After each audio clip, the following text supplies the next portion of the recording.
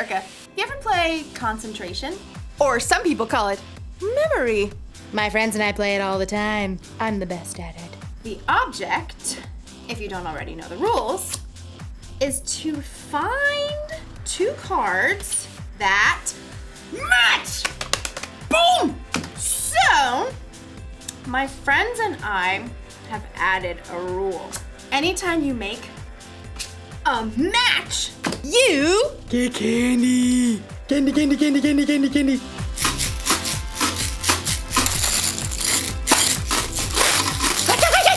What can I do? It's a rule, and rules are part of life. Yes! You've got to talk about rules when you're talking about responsibility. Responsibility is showing you can be trusted with what is expected of you.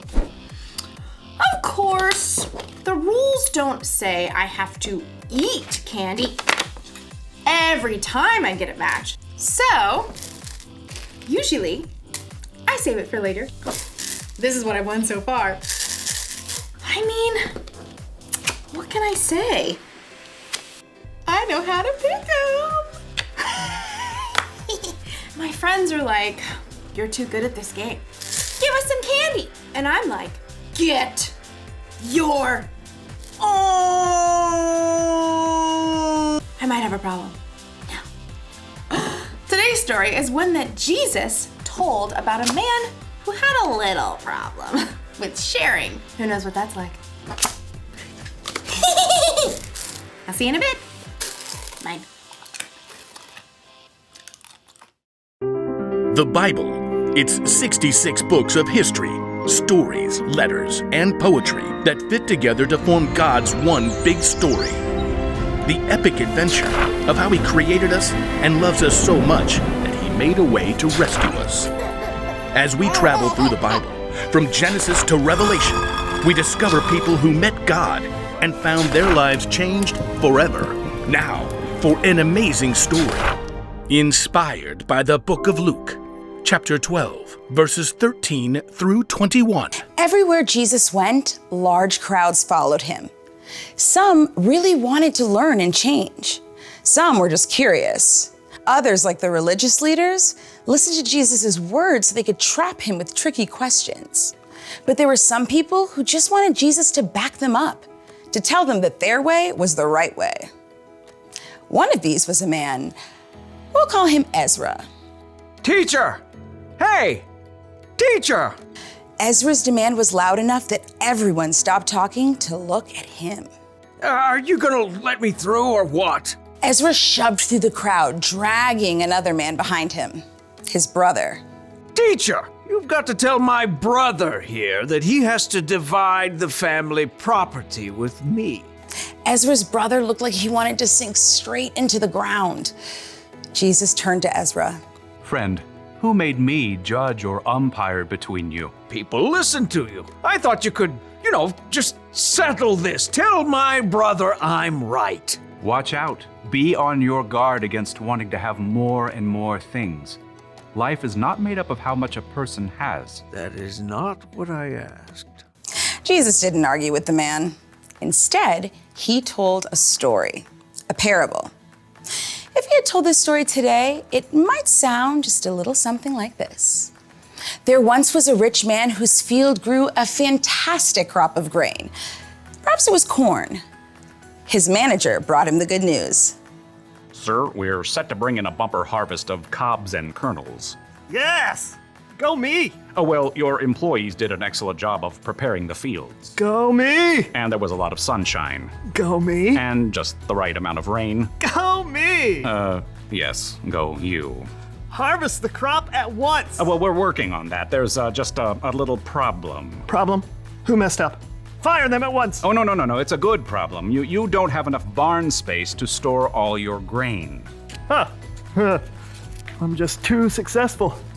Go me. Well, I was thinking you could share some of the grain. Share it. Well, yes. Some extra bushels for your employees, maybe give some of it away, popcorn for all the kids in town, hold a cornbread festival for everyone. But it's all mine. Oh, yes. Yes, it is. I know. I'll tear down my barns and build bigger ones. Then I can store up all the extra grain for myself. Oh. See to it. I want those new barns up by the time the corn harvest is in. Yes, sir. The old barns were torn down and brand new, bigger barns were built. Perfection. Is the corn harvest complete? Yes, sir. All finished. Excellent. Have the men store it all in these new barns immediately. But they're so tired. I said immediately. Yes, sir. At last, the rich man's entire corn crop was stored in his shiny new barns. He settled back in a comfy deck chair and surveyed his property as the sun set. Go me! Self, you've done pretty well for yourself. You got grain stored away for a lot of years to come. He popped a gourmet corn chip into his mouth. Self, take it easy. Eat, drink, and live it up. You foolish man. The rich man nearly choked on his chip. Excuse me? The rich man looked around, but he could see no one. He was entirely alone. Oh, great. Is this supposed to be some God moment where I discover what I've been doing wrong? That's exactly what it was. You foolish man.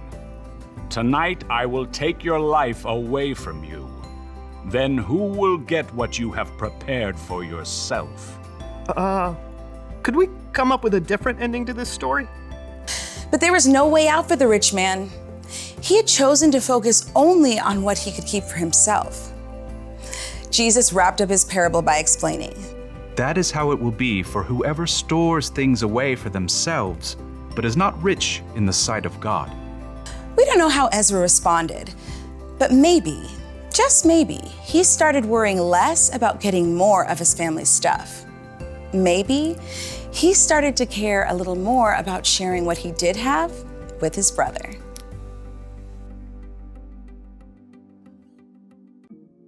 Jesus told the story of a rich man. He had more than enough food for himself to eat, and he kept it all. Every last grain. Don't misunderstand me. There's nothing wrong with saving. It's good to save your allowance money for that new toy you want. It's good to save candy for later instead of eating it all at once. But saving wasn't the problem with the rich man. No. His problem was his heart.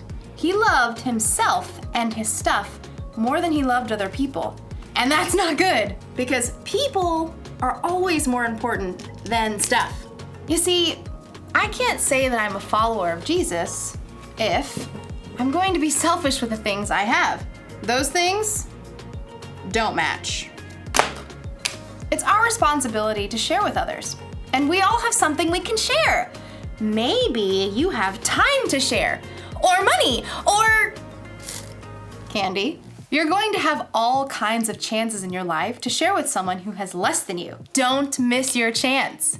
Here's a rule for life to remember today. Share what you have.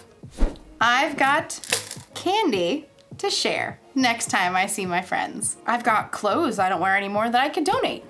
And I've got time if anyone wants to play concentration with me later. Although I warn you, I'm pretty much the best at it. See you next time. I'll save you some candy.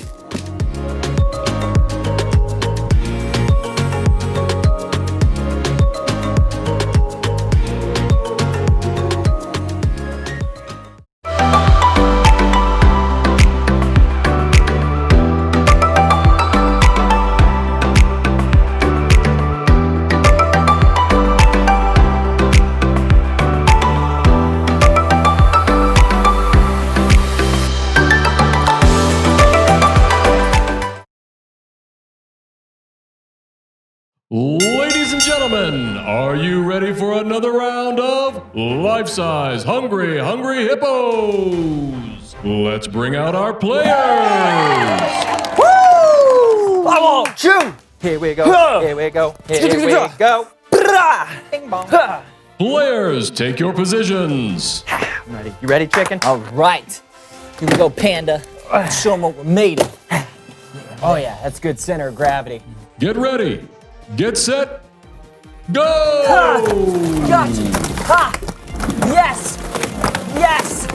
All of them! Mine, not And yours! there I am go better! Robin the Spheres. I am superior! You are not! Oh, Steven's looking like he's ahead. Oh, Lawson's really moving across the floor. Come on, here we go, come on. They're neck and neck. Soccer ball, chicken. Ah, And you on the right! Go. all the way across the floor, the Panda's really raking him across the coals. Steven's moving for the last big one. I got the big ball! Basketball, basketball, basketball! Yeah! You got the. Where was that one? I didn't see. Steven wins! That's not fair. I didn't even see the big one. Fine. Look at that. I'll spot you a point. You can have that one. I didn't want it anyway. Because he won. That's a good one. Okay, What's next? what's up? Now it's time for life-size Jumanji. Nope. I'm out.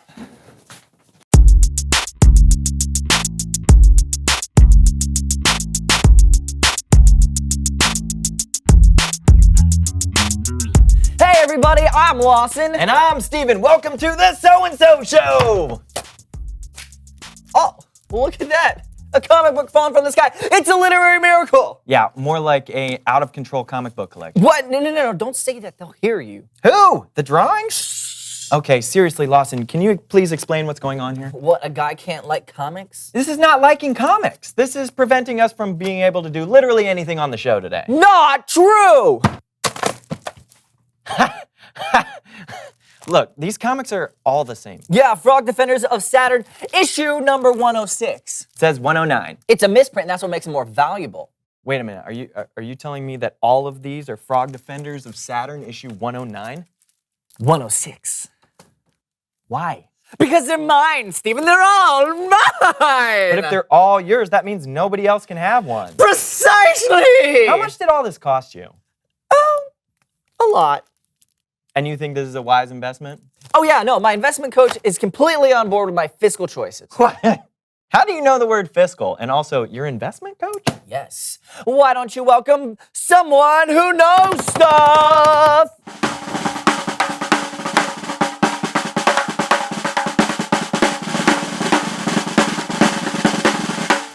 Welcome to the show, Mr. Moneybags. Ah, hello there, Lawson. Greetings, Steven. Hello, Mr. Mr. Moneybags, that is correct.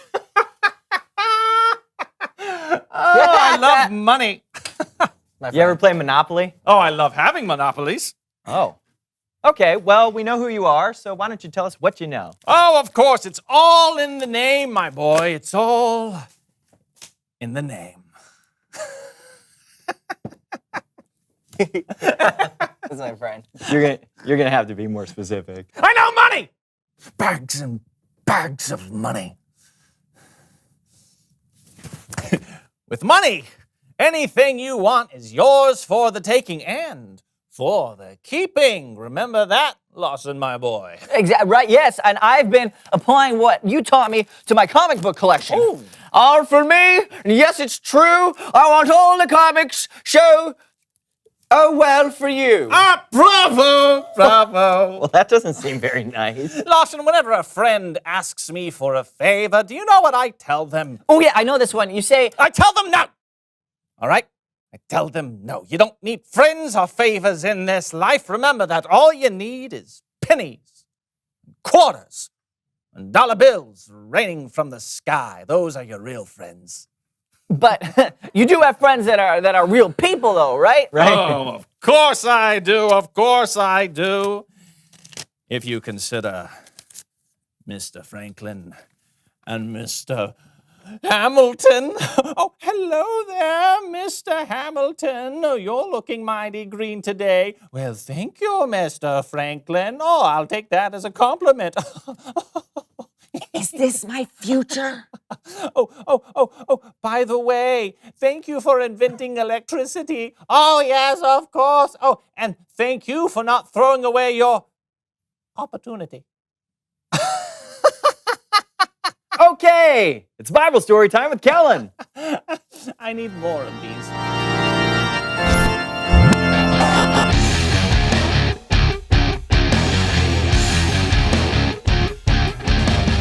Hey, guys. Hey, Kellen. Hey, Kellen. What do you have for us today? Well, today we're looking at a parable that Jesus taught, sometimes called the parable of the rich fool. Did somebody say rich? Yeah, I did, Mr. Mr. Archibald Moneybags, son. Mr. Archibald Moneybags. But you may call me Mr. Moneybags. Okay, Mr. Moneybags. Clearly, you're rich, but the person in the story was also a... Oh, no. I'd be happy to help you tell your little story there, son. And, mark my words, you won't regret it. Oh, boy. Well, anyway, a parable, if you didn't know, is a story that has a lesson at the end.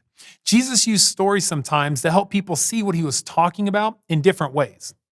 On this occasion, Jesus was teaching when someone said, "Teacher, tell my brother to give me half the stuff that belongs to our family."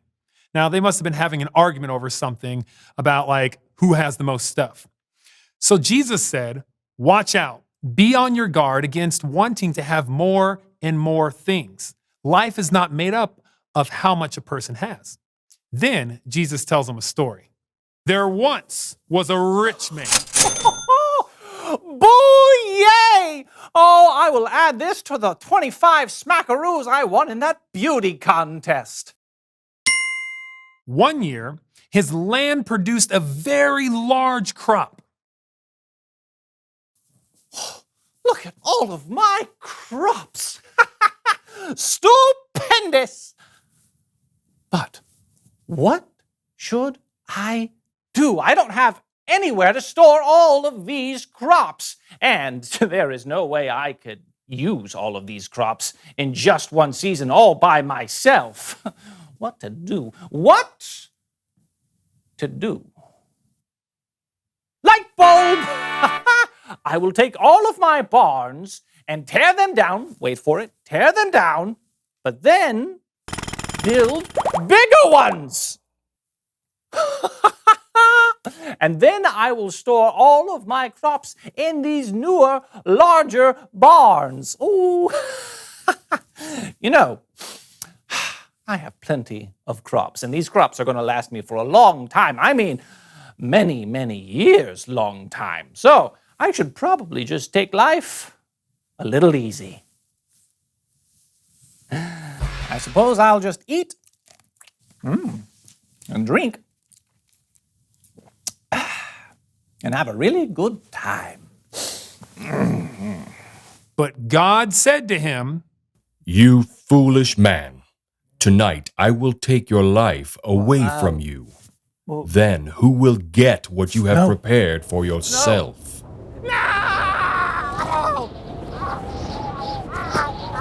Oh, my corn! Ah! Now there's so many bulls! Ah! I'm dead.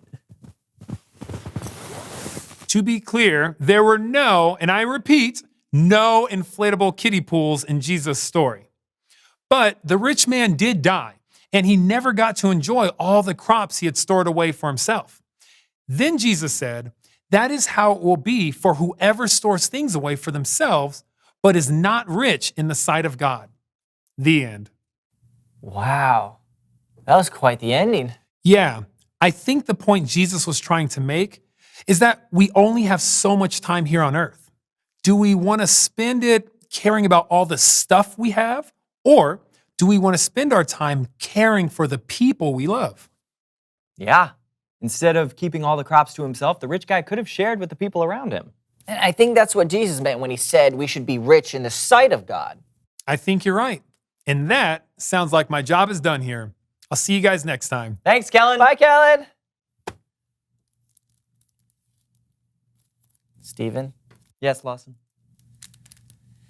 I think I might be hoarding comic books. Might be? I don't want to die like the rich fool in Jesus' story. I don't want to end up friendless and alone. I'm your friend. Not now, Steven. I have to do something. What should I do? What should I do? I don't... The light bulb! Reveal the question! What do you have that you can share? Comic books. Yeah. I have so many. You get a comic. You get a comic. You get a comic. You get a comic. Lawson? You get a comic. Thank you. What do you have that you could share? Could be stuff you have, or you could share your time or your talents. It's our responsibility to share what we have, and it's one of our rules for life. Share what you have. Talk about what you have to share with each other. And we'll see you next week. I'm Steven. And I'm Lawson. And this was the So-and-So Show. Bow, bow, bow, bow. Hello? It's not about money anymore for me. No, not at all. I'm going to share from now on. Yes. Sharing is caring. I'm going to change my name even. They changed my name. It's not Mr. Moneybags anymore. No. See? It's gone. In fact, my name is Mr. Empty Pockets. That's right. I'm Mr. Empty Pockets now because I give away so much money that my pockets are empty. Hello?